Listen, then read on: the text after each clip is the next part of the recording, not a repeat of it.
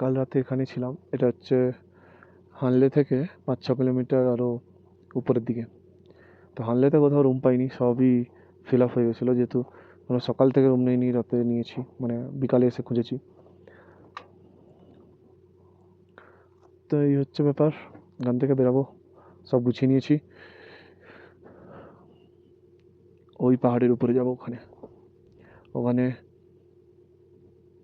একটা স্টেশন আছে, আর ওখানে সম্ভবত একটা বড় দূরবীন আছে, দূরবীন না কি বলে ওদের ভাষায়, যাই হোক অ্যাস্ট্রোনমিক্যাল কিছু রিসার্চ হয়। তো চলো এখান থেকে বেরোনো যাক।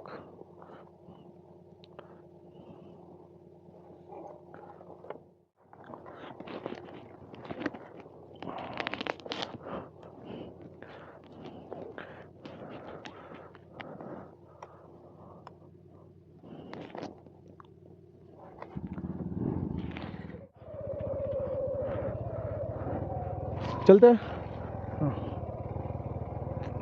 थैंक यू भैया।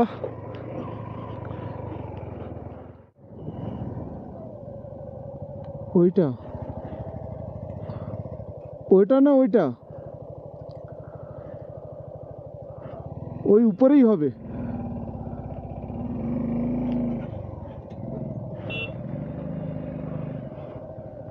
ऊपर होगा ना।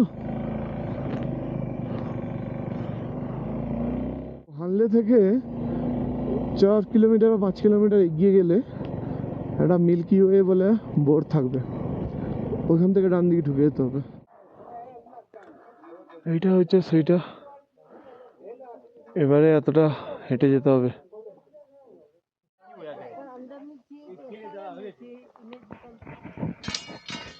চলো যাই ভিতরে।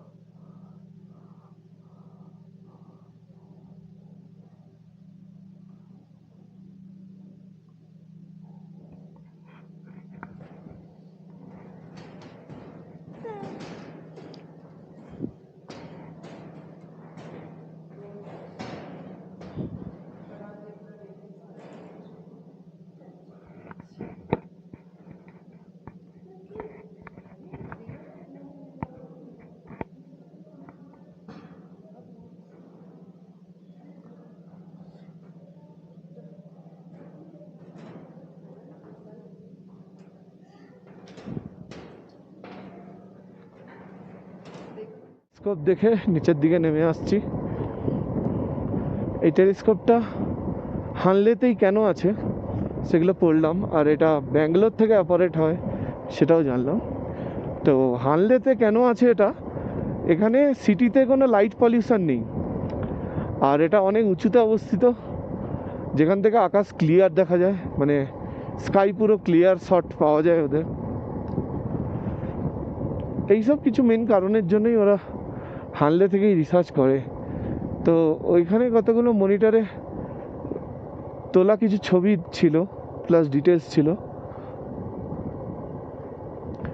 আর দুর্ভাগ্যের বিষয় অমাবস্যার টাইমটাই সবচেয়ে বেস্ট হয় হানলের আকাশে মিল্কি ওয়ে দেখার জন্য, মানে খালি চোখে যতটা দেখা যায় ওই অমাবস্যার টাইমেই দেখা যায়। কিন্তু আমরা এসছি পূর্ণিমার সময়, কালকে ছিল ফুলমুন, তো আমরা একটু আনলাকি। তো যাই, এখান থেকে বেরিয়ে আমরা লের দিকে এগাই। লে এখান থেকে 270 কিলোমিটার, যেটা একদিনে যাওয়া পসিবল নয়, দুদিনে আমাদের যেতে হবে। এইটা যে দেখছো সামনে, এই ব্লু রেডের ওটা হচ্ছে হাই ফ্রিকোয়েন্সি গামা রশ্মি দেয়।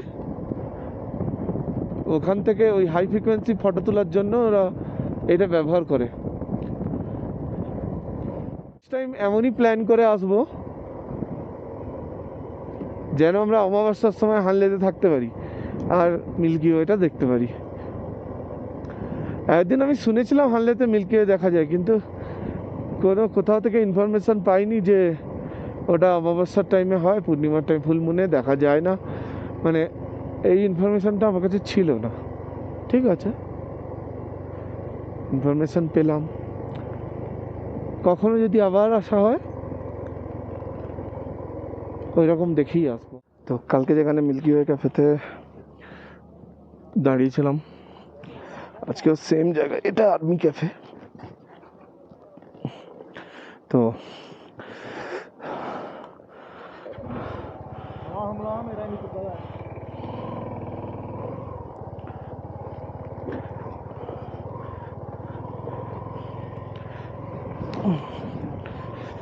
ক্যাফেতে খাবার খুব সুন্দর আর খুব রিজনেবল, এটা আমি কালকের ভিডিওতেও বলেছি। তো চলো লের দিকে।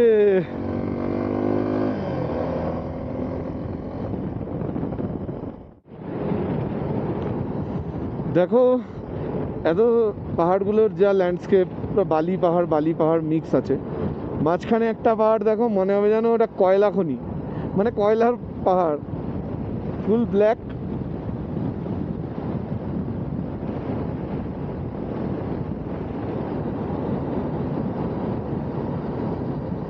কেমনই অদ্ভুত না, এখানে পুরো মরুভূমির মতো বালিয়াড়ি, ওখানে কয়লার মতো কালো পাহাড়, আবার একটু দূরে গিয়ে লাল পাহাড়ে পুরো ভর্তি থাকে, তারপরে ওদিকে বরফ। বৈচিত্র্য প্রচুর এখানে। লোমা পেরানোর পর নেউমার জন্য এই চেকপোস্টটা পড়ে, যেখানে আগেরবারে যাওয়ার সময় আমি ভিডিওতে হয়তো দেখিয়েছিলাম নাম এন্ট্রি করানোর জন্য। তো এবারে একটা নাম্বার দেয়, ওই নাম্বারটা মনে রাখলে সুবিধা হয়, যে ব্যাকে আসার সময় ওরা নোট ডাউন করে না। তো এবারে ওর ঠিক পরেই একটা বোর্ড দেওয়া আছে যেখানে লেখা আছে স্পিড লিমিট ইজ 40, বাট কারণ ওখানে স্নো লেপার্ড এরিয়া আছে, কিন্তু এখন তো স্নো নেই, আশা করি লেপার্ডও নেই, লেপার্ড হয়তো উপরের দিকেই আছে। আচ্ছা, এইসব জায়গায় যদি লেপার্ড থাকেও খায় কি? স্নো লেপার্ড, স্নো হলো, ওরা খায়টা কি? এই জলে মাছ পাবো না, স্নো হলে তো আর জলে মাছ করতে পারবে। এই জলে বক আছে, তার মানে মাছ আছে। আর 1 কিলোমিটার বাকি, তার আগে এত সুন্দর একটা ক্রিকেটের স্টেডিয়াম দেখলাম। দেখো খালি কত গাড়ি এসছে, মাঠে ম্যাট পাতা হয়েছে, টুর্নামেন্ট হবে। সেরা সেরা, এরকম একটা লোকেশনে এরকম নদী হচ্ছে দেখ, আর মাঝখানে ক্রিকেটের স্টেডিয়াম। হ্যাঁ, খেলা হবে, এই তো সব টিম এসছে, ওই দেখ এদের সব টিম এসছে, ওই যে গাড়িতে সব টিম এসছে, ম্যাচ হবে।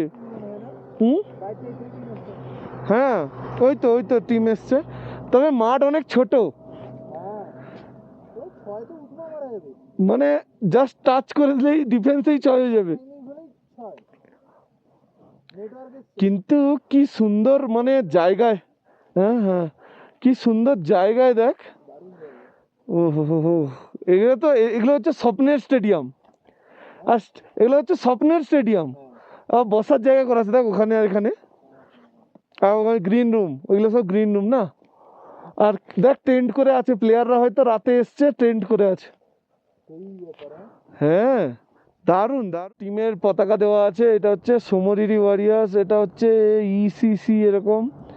এটা হোয়াইট আছে, পড়া যাচ্ছে না, তবে এইটুকু বুঝতে পারছি এই ইসিসির সঙ্গে সোমরিরি ওয়ারিয়ার্সের খেলা আছে। ইসিসি ফিল্ডিং করছে আর সোমরিরি ওয়ারিয়ার্স হচ্ছে নেমে পড়ছে, ওখানে রেডি হচ্ছে ব্যাটসম্যান নামানোর জন্য। তো খেলা খুবই রোমাঞ্চকর পর্যায়ে। এখন আম্পায়াররা মাঠ পরিদর্শন করছেন, ওখানে আবার কি একজন ব্যাট নিয়ে খেলা করছেন। কখন নামবে? এখানে ফিল্ডিং পার্টি রেডি হচ্ছে। বাহ বাহ বাহ, কি সুন্দর ভাই। ওই খেলতে নিবে বেশি না, 6 বলে 5টা 6 মেরে চলে আসবো। এই তো ব্যাটের কানায় লাগলেও 6 হয়ে যাবে রে। বিশেষ করে স্টেটের বাউন্ডারি দেখ কত ছোট। এই এই মিড অনটা দেখা দেখ। এই যে দেখছো পোকেমন দাঁড়িয়ে আছে এখানে, আর আমি দাঁড়িয়েছি এখানে। কেন দাঁড়িয়েছি এখানে? আমার পিছনে দেখো খেলা চলছে। এটা হচ্ছে নেওমা, মানে নেওমা হচ্ছে ওই দিকে, আর হানলে হচ্ছে এদিকে, এদিকে হচ্ছে হানলে। তো ঠিক নেওমার আগে ব্যাপারটা দাঁড়িয়ে মানে দাঁড়ালাম দেখার জন্য। কি সুন্দর জায়গাটা, মাঠ দেখো, পাশে নদী পাহাড়। একটু জুম করে দেখাই। ইয়েস, প্রথম বল ফেস করতে যাচ্ছে সোমরিরি ওয়ারিয়ার্স, আর বল করছে ইসিসি। ইসিসির ফুল ফর্ম জানি না, কারণ সোমরিরি ওয়ারিয়ার্স দেখতে পেলাম হলুদ পতাকাগুলো বলে, আর হলুদ ড্রেস পরে এসছে বলে। চলো প্রথম বল, বিশাল ছক্কা। প্রথম বল হয়তো আমার মনে হচ্ছে হয়তো একটা ছোট্ট ড্রাইভ, স্মল ড্রাইভ, 1 রান। এই অফে ফিল্ডারই নেই, অফে কাট করলে ফিল্ডারই নেই, সব ফিল্ডার লেগে। এই যেরকম খেলে সেরকম বললাম না, অফে ফিল্ডারই নেই, দেখেছিস? This is my experience. অফে ফিল্ডারই নেই, হ্যাঁ তো অফেই তো মারবে, সে তো যেখানে দেখেছে ফিল্ডার নেই সেখানেই মারবে। চলো দ্বিতীয় ওভার, এই দ্বিতীয় বল। এবারে বোলার কি বল করবে বলতো? পায়ে বল করবে, দেখ কনফার্ম। দেখেছিস পায়ে করতে গিয়ে হোয়াইট করে ফেলেছে, হোয়াইট করতে গিয়ে বাইচার হয়নি। বুঝেছিস, এগুলো বোলারদের ধর্ম। প্রথম বল অফে মার খেয়ে গেলে পরের বল লেগের পায়ে, এটা হচ্ছে লোকাল বোলার, এটা প্রফেশনাল নয়।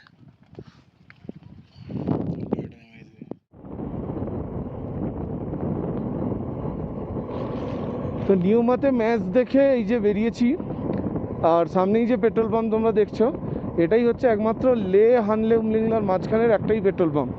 তো এখানে যদি পেট্রোল না ভরাও তাহলে পেট্রোল আর পাবে না।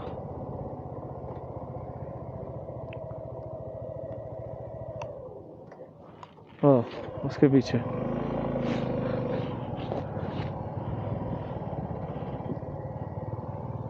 अब हो लाइन में, इसके पीछे।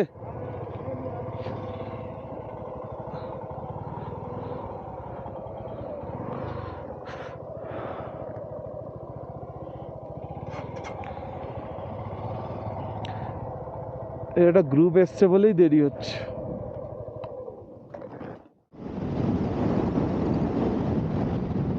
লে এখান থেকে 160 কিলোমিটার বাকি, এখন বাজে 3টে। তো আমাদের কাছে এখনো 5 ঘন্টা সময় আছে রাইড করার।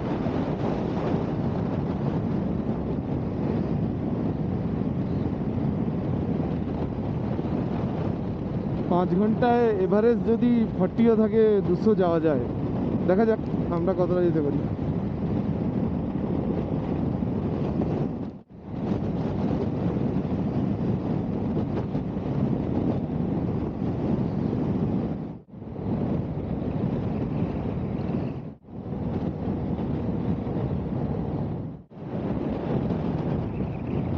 বাতাস হচ্ছে আর কি বলবো, মানে টার্নিং নিচ্ছে এরকম ঠেলে দিচ্ছে, কি বাতাস।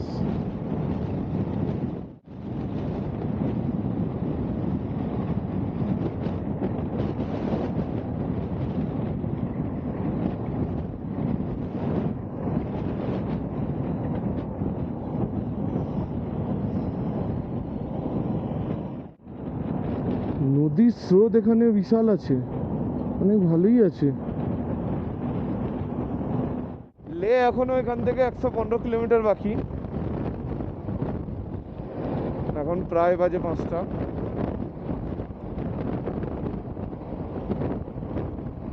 লে পুরো পৌঁছে গেলে আমরা ক্যাম্পিং করে থাকতে পারবো না, এই জন্য একটু আগে মোটামুটি 30 কিলোমিটার বা 40 কিলোমিটার আগে এই ইন্দাস রিভারের সাইডেই ক্যাম্প করার আমাদের প্ল্যান আছে আজকে। দেখা যাক কতটা কি সাকসেস হয়।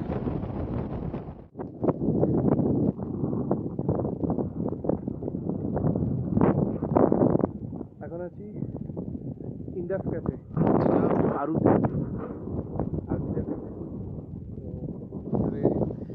বসছিলাম, বাইরে এত সুন্দর সৌন্দর্য দেখে আর ভিতরে থাকতে পারি।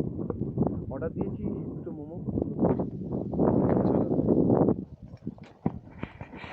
তো অর্ডার রেডি, লেটস গো।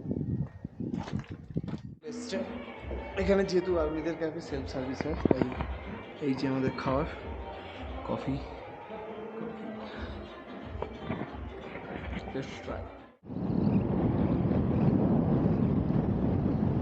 লে এখান থেকে 77 কিলোমিটার, বেশি দূর বাকি নেই, কিন্তু